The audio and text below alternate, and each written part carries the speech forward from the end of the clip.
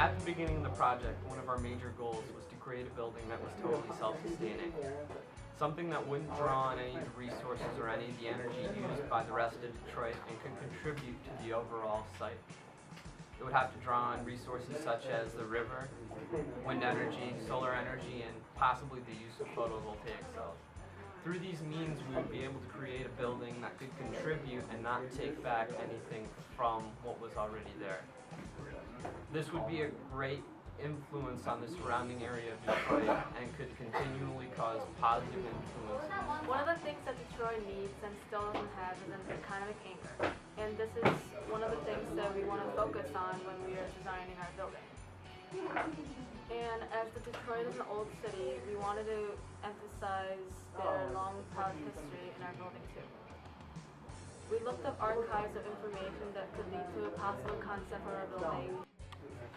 After many designs and big changes undergone in our project, everything about the project we came to a conclusion based on height, scale, and relationship to the other buildings in Detroit.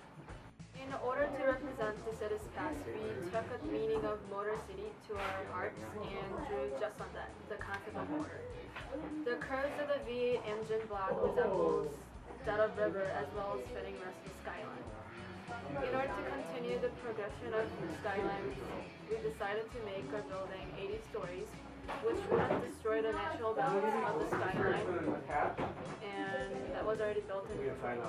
Combining these goals, we were able to create a building that was perfectly fit to the skyline and unique as the building itself. One of our goals upon starting the project was to pick the best site in Detroit that had the most resources available to it. This would include geothermal energy, solar energy, the wind, and the river.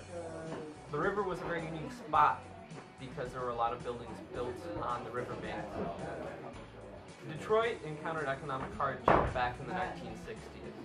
About that time, most of the wealthy population moved to gated communities in the suburbs, and most of the car companies either failed or moved out of the city.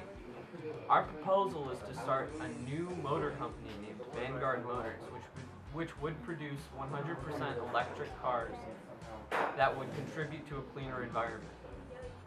Through these means, we hope to develop Detroit back into a city that has more employment, more business, and furthermore is a major city in the U.S. developmental future.